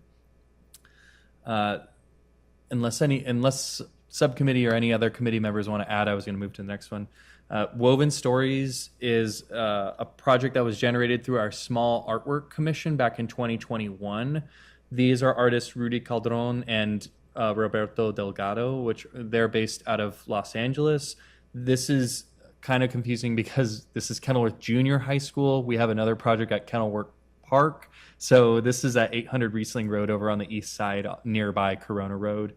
And the current status update is that we finalized the license agreement to work with the school district to install the permanent public artwork there for 20 years with, I think there's 3 5-year extension possibilities on top of that. So that would be a maximum of 35 years before the artwork's license would have to be updated again and reconfigured. And staff and the artists have a scheduled permanent meeting and are coordinating with the staff over at Kenilworth Junior High School to create the installation plan for that. This is a little misleading, the pictures here, because the artwork won't go so close to the corner. The school asked for it to be moved closer to the walkway that's on the bottom picture. It'd be pitched a little bit further back towards the building. So just wanted to let you know these were more conceptual pictures, but the school is on board, so we're excited, and it's moving forward, and hopefully by the end of 2023 we'll have that artwork installed. Kenilworth Playground Public Art. See, even I slip up. At the June meeting, the committee selected Oleg Lobokin, I actually don't know how to say his last name, to be the designer of this playground public art structure piece feature at the park. And the park is part of a greater redesign that is headed by Public Works staff, Parks and Recreation staff, and the selected park design team is MIG. And so Oleg will be working with them as our artist that represents the Public Art Committee and designing the play features on there. And the timeline right now is that I believe that a 90% review by council will be anticipated by the end of 2023, if not early 24. And we don't currently have an ad hoc subcommittee for that yet. And the next steps are that we're talking about a joint RMPC PPAC meeting in late August or fall. I think in the next week here, I'll have more information about that. I know Drew has already started the conversation too. David? Yes. Would you mind, at our next meeting, could we start forming an ad hoc subcommittee when we have more members present? And to comment on Anne on Fine Balance, she was removed temporarily while we were down members, but I feel like now that we have resumed a full body, we can have 3 members on each subcommittee. That's right. So things will kind of shift. And I was hoping that potentially you and I could contact in the next few days to get an expectation of what materials I'll need for Tuesday night to speak on behalf of this. Absolutely, yeah. Okay. I think it's just a tabling event. So I met with the Kenilworth team today, and it sounds like it'll just be a slideshow of Oleg's work. I don't think we didn't ask Oleg to be there, but if you were planning to be there, that'd be excellent. And just to talk about the Public Art Committee's role in this, and Oleg's, how we got to Oleg, and kind of his experience with that too. But his portfolio and website will be on display at the Petaluma Night Out, I believe that Thank you. it's called. I'll keep moving through these. The Mary Fuller McChesney estate acquisition is a multiple location project. It was approved in May by this body to recommend $100,000 of the Public Art Fund be spent to acquire and install and conserve these artworks, 14 of them in total from the estate. And this item is going up for review at City Council August 7th. And staff is going to attend Design Review Committee, which is an internal city meeting with the directors of different departments and fire, building, Parks and Rec, so they can give preliminary advice about their thoughts about the locations that we selected as well. So I'll have a pretty good report back in August about how we move forward and that. The Small Artwork Commission program isn't really an active project, but I thought it was worth talking about because this has given us some really great projects over the years. It's a $25,000 project award for design, fabrication, installation. This gave us the Petaluma Swim Center mural that's shown up there on the top right by MJ and Joshua, the Rough Edge Collective out of Santa Rosa. It also gave us the first phase of the Keller Street Garage mural that's shown there on the bottom, that was later expanded. And so the current status of this is that we have this body has updated the commission program from our lessons learned and things like that from the 2021 commission, but and it's pretty much ready to go. It's that the committee decided to table the execution of this to publish it and start the ball rolling to call for artists and get the project moving forward because we have other irons in the fire. And but when the committee is ready, it's pretty much 90% ready to go. So it'd be a pretty quick turnaround to getting that published. I just had a comment that there also was a meeting where we gave priority to locations potentially. We never said which ones, but we kind of gave a top 3 of sites as a committee that we thought were a priority for when this portion or when this grant moves forward. I also had a comment. I had looked at the Keller Street Garage yesterday, and it is really damaged, the continuation part of Ryan's mural. Mm-hmm. And I know part of his contract was to do some cleanup. Light maintenance. And I think it's hit a threshold where that's necessary, especially the portions that are on the sidewalk. It's like they don't really exist. They read more as like not art anymore. It's and we expected that. But the quality of the mural has deteriorated to a point where it feels really not a good representation of what our program should look like. So I'd like to see if we could do some outreach to Ryan and see, like, look at his contract. I can't remember exactly what his level of commitment is to repairing that. I did see that the plaque was cleaned by somebody at some point and then it was graffitied again. So I think it's something worth, it's the largest piece we've done and it just is really complicated right now. Yeah, it's worth looking into his maintenance report or maintenance plan. So I'll have more information about that soon. Thank you.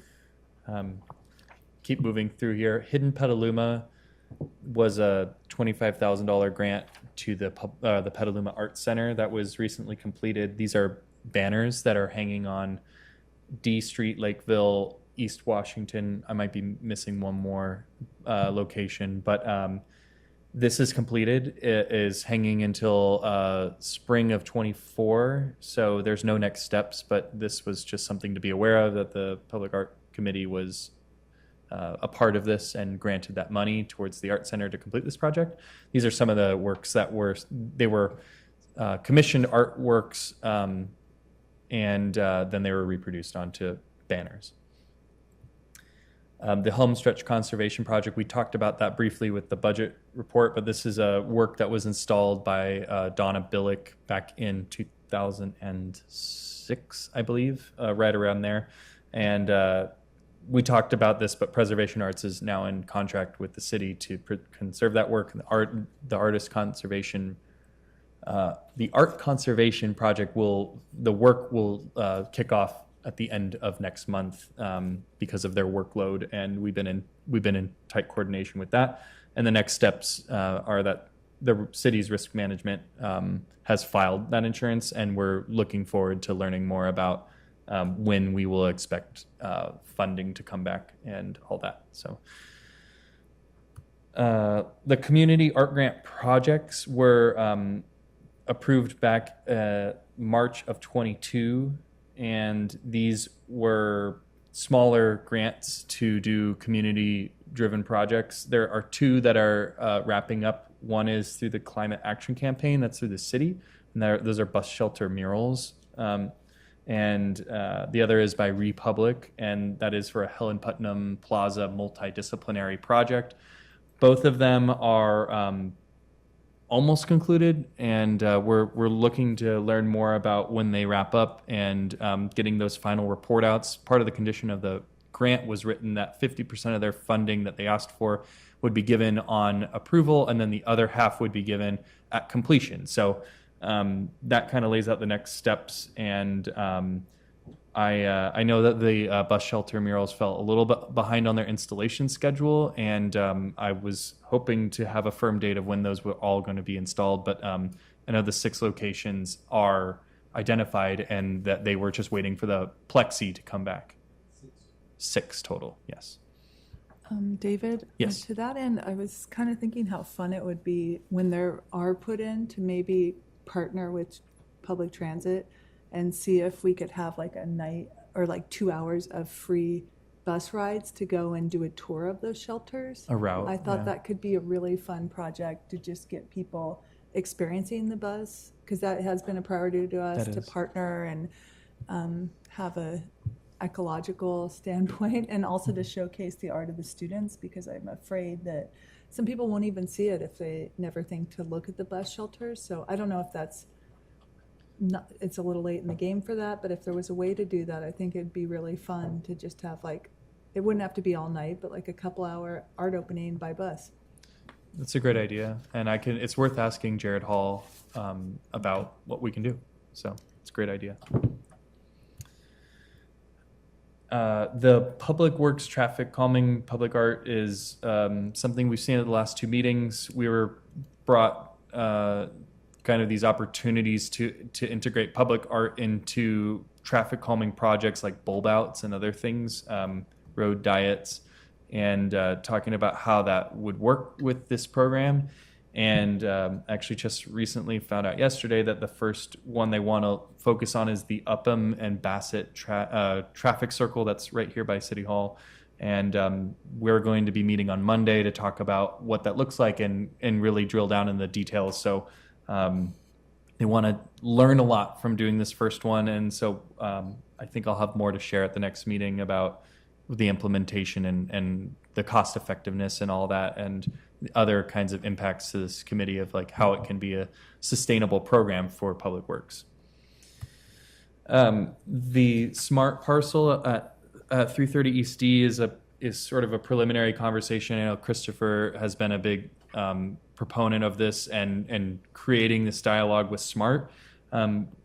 Eddie Cummings and I have touched base twice now about talking about what this could look like as we are getting deeper into talking about these private-public partnerships. We are looking forward to seeing what their commitment could be and what they can offer, and what kind of responsiveness they can provide to us if we were going to put public art into that location, since public art locations are a premium. So there isn't an anticipated completion date. We're still in that early phases of talking about what we're all willing to pitch towards this project. So I don't really have a timeline yet, but I'm hopeful that Eddie seems very willing to to hear a variety of kinds of pitches. So I don't know if there's anything else you want to share about that, Christopher, but that's kind of where we're at right now. Well, not specifically. The shape of the parcel is a little bit different than that square shown there. Oh. But if you're familiar with it, it's defined. It's worth going to look at.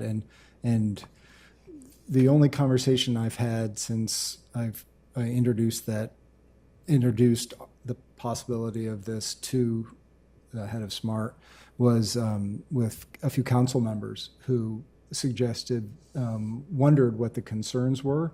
And I think I pulled from Eddie Cummings that it was a liability issue sort of overriding all else for SMART. And these council members thought that it was easily curable. So I guess I would encourage your discussions to sort of be, as constructive as you are with pretty much everything else, and figure out how to put it in to paint the picture that we're here to support what SMART does, because it's SMART property, and the pitch was for us to be able to do what we do, which is connect artists to sites and create some sort of essentially a temporary loan program, and have them be responsible for the rest. But I guess I'd really look forward. I'm glad the dialogue is going on, so I look forward to the next update. Keep moving along here. I think this is one of the last ones, but I lumped all these projects not because they are small, but they're all kind of connected to one another. So last August, the River Arch off of Lynch Creek Trail at Lakeville, which is shown up there, was installed and was essentially the completion of the project in terms of David Best's contract. He did propose a pretty nice landscaping plan with Sandy Reed. So his contract didn't have any allocation or tasks associated with that, but there were some commitments from the city and from Public Works about moving the fence to accommodate the site plan and to be closer to the property line. And the fence there is pretty dilapidated too, if I'm at liberty to say that. But the conversation here is that 92 Lakeville, which is the site you're looking at here, highlighted in the yellow and blue, has a new property owner that has been very responsive, and he's willing to replace the fence, and that would save the city quite a bit of money. But further than that, he would like to provide the exterior of his fence to be for public art murals, which would be fantastic. Which brings us to the current status update, which is that we are in conversation with Nathan, the property owner, about how we can strike a happy medium between the fence type that he likes, which goes a bit out of the city's code and ordinance, but it also does provide this great public service and public art. So we're trying to be as accommodating as possible, but we are certainly trying to have the core of his proposal be rooted in compliance with how we build fences and the site specific. That's in the central Petaluma specific plan. So there are pretty tight guidelines of what they would like to see in this area and how they regulate this area. So it's navigating a few obstacles, I think in summary is safe to say, but I think that we'll be coming to a conclusion with that soon. I know he was traveling for a little bit, and so there was a little bit of a pause in our conversation, but I'm hoping this summer we'll have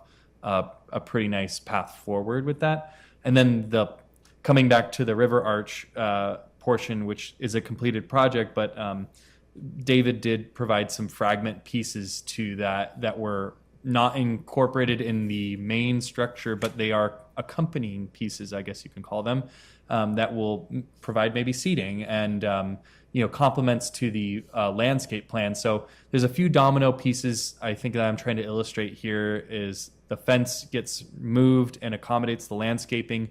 We find out from Sandy Reed what goes into that landscaping plan. We have a map, but we don't know how much the materials will cost and the labor, and we have a few community partners that have been willing to donate time and material and labor towards this. So once we can understand what goes into execution, we can start the first domino falls and then the next one and then the final one. So it's also just an amazing place to put murals. That portion of the fence line, I think, is closer to 300 feet. It's very long, so we would, that would be premium, and that is a public right of way along the Lynch Creek Trail. So we would be so elated to have an opportunity to run a rotating public art program there. So I don't know if there's more, but I didn't want to convolute those multiple element projects too much, but I think that kind of captures where we're at and from the city side. David, I wanted to ask you if it would be appropriate that maybe at the next meeting we have a formal discussion about acquiring David's additional piece. It's noted here at a $1,200 price tag. I did get to see the piece when it was completed at Van Beber, and it was stunning. It's a larger representation of the other two pieces that have been left at the site, so you can go see they're not installed, they're laying on their side. But it was like a much larger version. I believe he took it off site because he was going to use it in something, and then again offered it back to us. I think the opportunity to own that would provide continuity to the site. It's just an incredible value. But I don't know if that takes a lot to. I have some images, but I really think probably David Best should have the opportunity to tell us exactly about the piece if that's capable. I can add it to the agenda, but just to a point of clarification, would you like me to invite David as well to be at the meeting, or is it just something to have the conversation? I think that might make it more complicated to work Okay. his schedule in, but if there's a way to have an idea of the dimensions and images, I think that, we already can see on site what this looks like, how it, it's just going to provide us opportunity. Like that site, it's just unparalleled for the opportunity there because we have the Lynch Creek Trail, and it's just a connectability issue. Again, like the bus shelters where you can take the Balshaw Bridge across and then work your way in. We have all the new infrastructure on Water Street that it's all completely ready to support art and pedestrian and bicycle traffic. So, yeah, I'd like that. I think that was my last slide on there.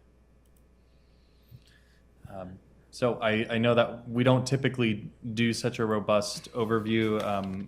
There's always an opportunity to ask about pointed questions if a certain project isn't highlighted, but I thought it was worth our time to go and see these line for line. But I think that concludes staff comment. Thank you, David. I have a quick question, Yes, Melissa. please. Just to confirm, you mentioned Friday at the Mail Depot was an event with Kelly Davison. And then I wrote down that you said Tuesday was the National Night Out. But when I looked online, it was Wednesday, so I just wanted Yeah. to clarify that. I didn't know if this was old information or... Okay, so it is Wednesday? Yeah. Okay. Yeah, it's Wednesday. And that will be at the fairgrounds? Yes. Yeah. Okay. I did have a couple other updates. I'm sorry, I forgot. So we are also working on 2 grant opportunities right now. One is that Rihanna Frank, who is our friend at the city, who has spearheaded the bus shelters project. She's our climate action manager. She reports to the city manager's office. She just won the city a $275,000 award through Cal Recycle. And she gave me a blurb. I'm just going to read it. She said, "This Petaluma resource recovery program is designed to address litter abatement issues in the Petaluma's parks, downtown area, and transit locations while engaging with the public in such a way to foster a sense of ownership and pride within the community. The Cal Recycle Beverage Container Grant will be providing $275,000 to fund the program, which will include a community survey and student art contest." And she provided her email as well. So I was brought into a meeting and they identified that they're switching to, they want to incorporate trash and recycling, so like a two-system receptacles around downtown and at parks, and it's going to replace a ton of trash receptacles, which is great. But they would also like to tap this program to see if we can help out with student art contests, and she has been such a great partner. So I don't really know what that involves yet, and I will let the committee know when I find out. But I think that would be great to be a part of, or at least aiding in whatever way possible to help facilitate that a little bit. And we should really be proud of our young artists that have obviously given us very quality work over the years, and we're very proud of that. So the other grant that we are working on too is that Ann Diggs and I have been in touch about a National Endowment for the Arts grant called Our Town. And there's a deadline approaching rapidly at the beginning of August, but there is an opportunity to maybe tie in public art at Kenilworth, and it might not be directly involving the playground project, but it could be part of the overall site design. And I think it's a $25,000 to $150,000 matching grant through the National Endowment for the Arts. And there is the reason Ann and I were getting together is because Ann is our Petaluma Arts Center representative, and there is a requirement that it's a partner grant. So if a government unit, which we are, applies for this grant, there has to be a nonprofit attached to it that are working together to provide whatever the project is. So we're reading through the eligibility, and we even if we did apply and get the package in by the deadline, we wouldn't find out about if we would get the grant money until April of next year. So there's quite a bit of lag on there, but the money would be great. And to think about the endless opportunities that we would have to tighten a relationship with the Art Center would be amazing. And I know we've been looking for a few different ways to do that over the years. So I think this would be a great mechanism to getting us bringing both institutions a little bit closer and working together on something. So they seemed receptive. And Lisa Demetrios, who's the chair of the PAC, is receiving board approval, I think, Monday. So we'll see if their board decides that they want to work on it, and I will see what we can scrounge up to apply for that. So that's, I think that now concludes staff comment. Thank you, David. I had a quick question. Several months ago, it was probably like 8 months ago, we discussed not a contract per se, but an opportunity to solidify our receipt of Rory Keller's sculpture at the time she is gifting it to the city. And I just was wondering if we could get an update where that's at, or if anything, there's been any traction, or. Yeah, we created a trust with her. So there are conditions about when that the transfer of title would happen. And there hasn't been any outlined about, she offered to also accompany, endow the art to also have money towards its installation and transportation, not 100% of the cost, but she said that there would be a commitment in there. And I think it is worth exploring what those numbers are. So the Public Art Committee could then make a better informed discussion to keep funding aside to when the time is right, that money, that there is available funding to install the artwork. We're not talking about tens of thousands of dollars here, but I mean, to install a sculpture that is 18 feet tall and weighs over 2,500 pounds, it takes some logistics. And Yeah. so I think that would be great to have some solid answers to. So yeah, I can definitely follow up, and especially while we still have great contact with Rory, we can understand that a little bit more. Thank you so much. It's so exciting to know that we could potentially have that piece in the near-ish future.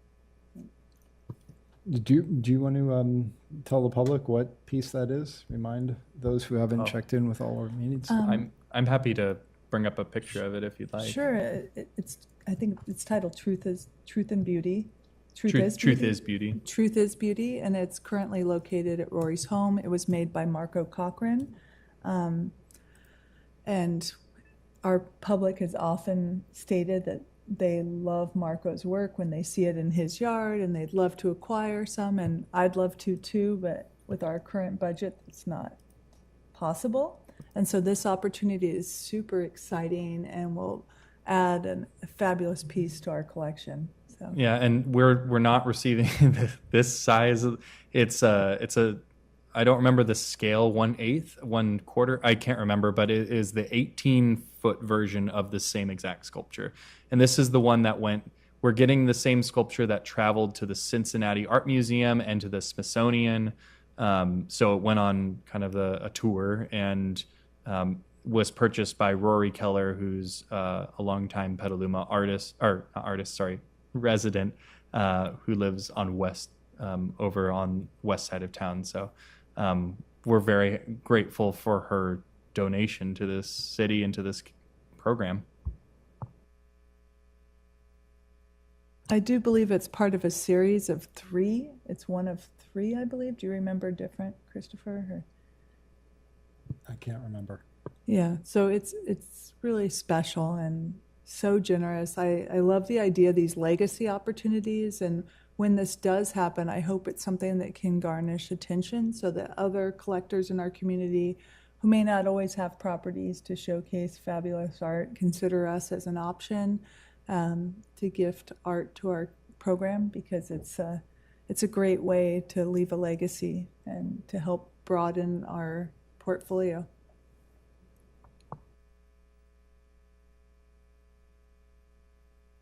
Okay. Are there any other questions, comments? No? Okay. Are there anything else? Okay. With that, we will close item 10 and we will adjourn this evening's meeting. Thank you.